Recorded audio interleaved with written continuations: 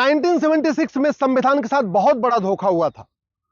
संविधान का basic structure, संविधान का मूल ढांचा 1976 में बदल दिया गया। प्रियम्बल में 2 शब्द जोड़ दिए गए। उसी को मैंने सुप्रीम कोर्ट में चैलेंज किया है। हमारा यह कहना है कि जो संविधान का जो प्रियम्बल था, जो ओरिजिनल प्रियम्बल था, उसको रिस्टोर किया जाए। 1976 में इमरजेंसी के दौरान, जबकि पूरे देश में आपातकाल लगा हुआ था, सारे लीडर ऑफ अपोजिशन जेल में थे, दूरदर्शन पे पूरा कंट्रोल था सरकार का, और अखबारों का बिजली पानी का कनेक्शन काट दिया गया था। उस समय संविधान में 42वां संशोधन किया गया और संविधान के मूल ढांचे को बदल दिया गया। और जो 2 शब्द जोड़ा गया, सोशलिस्ट और सेकुलर, उसको संविधान सभा पहले रिजेक्ट कर चुकी थी। 1 बार नहीं, 2 बार नहीं, 3 बार संविधान सभा ने उसको रिजेक्ट किया था कि नहीं, सोशलिस्ट सेकुलर विदेशी कॉन्सेप्ट है, यह भारत का कॉन्सेप्ट नहीं है, यह हमारे संविधान के प्रियम्बल में नहीं आएगा। पहली बार जो प्रियम्बल के ऊपर चर्चा हुई थी, वो हुई थी 13 दिसंबर 1946 को। पूरी चर्चा हुई, लेकिन कंक्लूजन नहीं निकला। 22 जनवरी 1947 को प्रियम्बल पे दोबारा चर्चा हुई और पूरी चर्चा हुई। उसके बाद एक मत से प्रियम्बल को एक्सेप्ट किया गया, वो प्रियम्बल जो 1976 तक भारत के संविधान का हिस्सा था। 15 नवंबर 1948 को प्रोफेसर केटी शाह साहब ने एक प्रस्ताव पेश किया कि नहीं, प्रियम्बल बदलना चाहिए, और उन्होंने संविधान बदलना चाहिए और संविधान में सोशलिस्ट और सेकुलर शब्द आना चाहिए। उन्होंने कहा कि अगर प्रियम्बल में सोशलिस्ट सेकुलर नहीं आ सकता है, तो आर्टिकल 1 में सोशलिस्ट सेकुलर फेडरल आना चाहिए। पूरे दिन चर्चा हुई, संविधान सभा ने उसको रिजेक्ट कर दिया कि आर्टिकल 1, जहां इंडिया दैट इज भारत लिखा हुआ है, वहां पे सोशलिस्ट सेकुलर फेडरल नहीं आएगा। 3 दिसंबर 1948 को प्रोफेसर केटी शाह साहब ने दोबारा एक प्रस्ताव पेश किया और उन्होंने कहा कि प्रियम्बल में नहीं आ सकता सोशलिस्ट सेकुलर, आर्टिकल 1 में नहीं आ सकता सोशलिस्ट सेकुलर, कोई बात नहीं, आर्टिकल 18 में सोशलिस्ट शब्द आना चाहिए। फिर चर्चा हुई संविधान सभा में और एक मत से उसको फिर रिजेक्ट किया गया। 6 दिसंबर 1948 को संविधान सभा में फिर चर्चा हुई। पंडित लोकनाथ मिश्रा ने कहा कि जो सेकुलर शब्द है, ये स्लिपरी फ्रेज है, ये विदेशी कॉन्सेप्ट है, अगर इसको हम संविधान में डालेंगे, भारत की संस्कृति को यह बर्बाद कर देगा।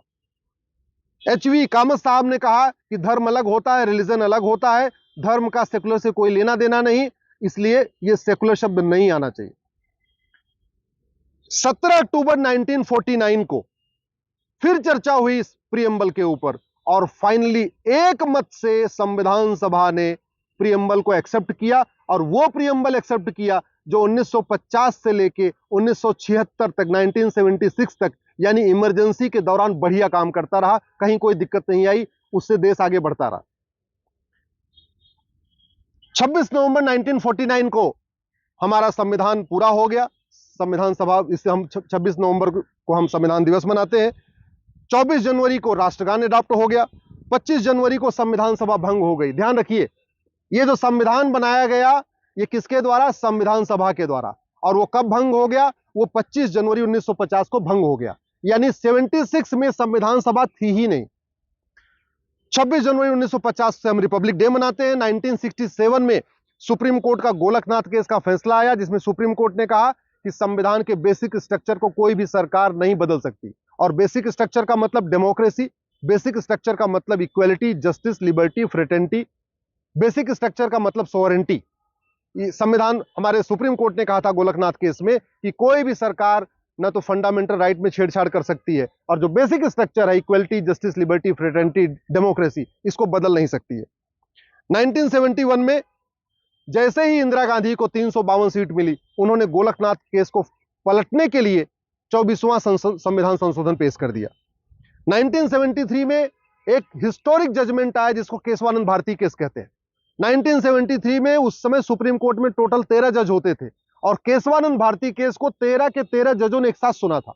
और उस समय मेजॉरिटी का जो फैसला यही था कि हां, जो बेसिक स्ट्रक्चर है इसको छेड़छाड़ नहीं किया जा सकता। और बेसिक स्ट्रक्चर का मतलब वो शब्द जो प्रियम्बल में है, वो क्या है? Democracy, sovereignty, social, economic, political justice, liberty of thought, equal opportunity, equality, dignity, ये बेसिक स्ट्रक्चर है हमारे प्रियम्बल में जो लिखा हुआ है। इसका मतलब संविधान में संशोधन तो हो सकता है, लेकिन संविधान का जो गोल है, जो प्रियम्बल में लिखा हुआ है, संविधान का जो मूल ढांचा है जो प्रियम्बल में लिखा हुआ है, संविधान का जो बेसिक स्ट्रक्चर जो प्रियम्बल में लिखा है, उसको छेड़छाड़ नहीं कर सकते। इसका मतलब प्रियम्बल को नहीं बदल सकते। लेकिन जैसे ही इंदिरा गांधी ने इमरजेंसी लगाई 25 जून को, उसके बाद उनका दिमाग इस पे बदलने पे लगा रहा। लोकसभा का जो टेन्योर था वो मार्च 76 में पूरा हो चुका था, याद रखिएगा। लोकसभा का टेन्योर मार्च 76 में पूरा हो गया और दिसंबर में संविधान का बेसिक स्ट्रक्चर बदला गया। सवाल यह है, आखिर अधिकार मिला कैसे? संविधान सभा जिसने इस संविधान को बनाया वो 1950 में खत्म हो गई। लोकसभा का कार्यकाल मार्च 76 में खत्म हो गया। 1 साल का जो टेन्योर बढ़ाया गया, उसको भी जो टेम्परेरी टेन्योर बढ़ाया गया लोकसभा का, वो केवल काम चलाने के लिए था, कोई संविधान में संशोधन करने के लिए नहीं था।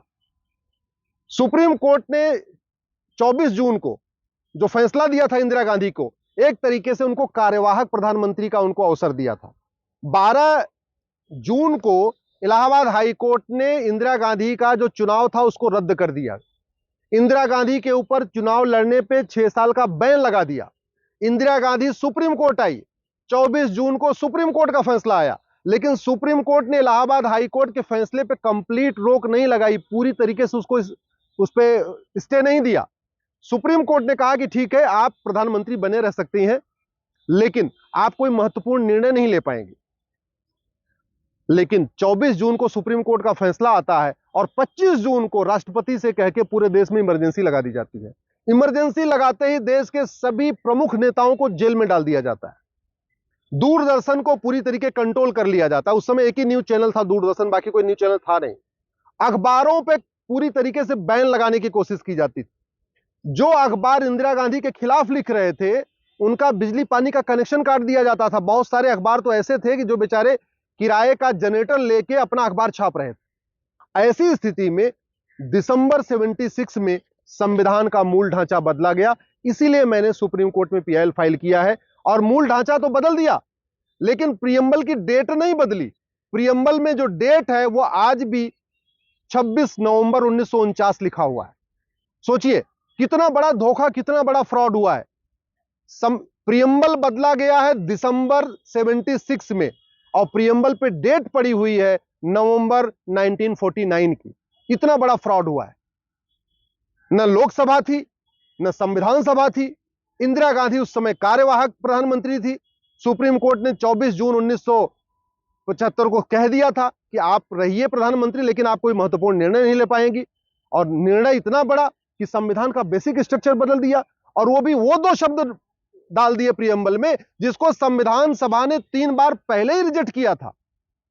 आखिर भारत का जो प्रियम्बल बना है वो लंबी चर्चा के बाद बना है। 23 दिसंबर 1946 को प्रियम्बल पे चर्चा हुई, 22 जनवरी 1947 को प्रियम्बल पे चर्चा हुई, 15 नवंबर 1948 को प्रियम्बल पे चर्चा हुई, 3 दिसंबर 1948 को प्रियम्बल पे चर्चा हुई, 6 दिसंबर 1948 को प्रियम्बल पे चर्चा हुई, और फिर 17 अक्टूबर 1949 को प्रियम्बल पे चर्चा हुई। तब जाके प्रियम्बल फाइनल हुआ था। यानी 6 दिन लगातार संविधान सभा ने प्रियम्बल पे चर्चा किया, फिर प्रियम्बल को फाइनल किया। और इंदिरा गांधी ने उस प्रियम्बल को बदलने में 6 घंटे भी नहीं लगाए। संसद में, लोकसभा, राज्यसभा में कोई चर्चा ही नहीं हुई। जो लीडर ऑफ अपोजिशन थे वो न लोकसभा में थे न राज्यसभा में थे, सारे जेल में थे या भागे घूम रहे थे, कहीं अपनी जान बचा के छिपे हुए थे। पूरी तरीके से वहां कांग्रेस के ही लोकसभा में सांसद थे, राज्यसभा में सांसद थे। बहस करने का कोई था ही नहीं। जो दस्तावेज दिखाता है कि कोई ढंग से बहस ही नहीं हुई। और मान लीजिए बहस होती भी तो फिर प्रियम्बल आप कैसे बदल देंगे? अगर एक बार, मेरा यह कहना है माननीय सुप्रीम कोर्ट से भी, कि अगर एक बार प्रियम्बल बदलने का अधिकार मिल जाएगा सरकार को, तो इसकी लिमिट नहीं होगी। अगर प्रियम्बल में जोड़ने का अधिकार सरकार को मिल जाएगा तो प्रियम्बल घटाने का अधिकार भी सरकार को मिल जाएगा। अगर सोशलिस्ट और सेकुलर शब्द जोड़ने का अधिकार सरकार को मिल जाएगा तो डेमोक्रेसी निकालने का भी अधिकार मिल जाएगा, सोशल जस्टिस निकालने का अधिकार मिल जाएगा, इक्वलिटी निकालने का अधिकार मिल जाएगा, लिबर्टी निकालने का अधिकार मिल जाएगा। भाई अगर प्रियम्बल में कुछ जोड़ने का अधिकार सरकार को मिला, इसका मतलब घटाने का अधिकार मिल गया। अगर संशोधन करने का अधिकार मिला तो केवल जोड़ने का अधिकार नहीं मिला, घटाने का भी मिल गया। कल को किसी सरकार को मान लीजिए 400 सीट मिल जाती है वो कहेगा भारत में लोकतंत्र नहीं रहेगा, डेमोक्रेसी निकाल देगा। फिर क्या होगा? अगर किसी सरकार को 400 सीट मिल जाती है, वो कहेगा प्रियम्बल में सोवरिन शब्द नहीं होगा, यानी अब हम स्वतंत्र संप्रभु नहीं रहेंगे, हम चीन के गुलाम बनेंगे, हम अमेरिका के गुलाम बनेंगे, हम रूस के गुलाम बनेंगे। तब क्या होगा? फिर कौन रोकेगा उसको? अगर अल्टीमेटली जब प्रियम्बल में बदलाव की छूट मिल जाएगी, फिर तो कुछ भी हो सकता है।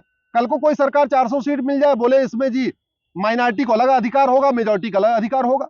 कल किसी सरकार को जो 400 सीट मिल गई, वो बोलेगा सोशल इकोनॉमिक जस्टिस होगा ही नहीं, अब तो इक्वल अपॉर्चुनिटी होगी नहीं, लोगों को सोचने बोलने की आजादी नहीं होगी, लिबर्टी ऑफ थॉट जो प्रियम्बल में लिखा हुआ है वो होगा ही नहीं।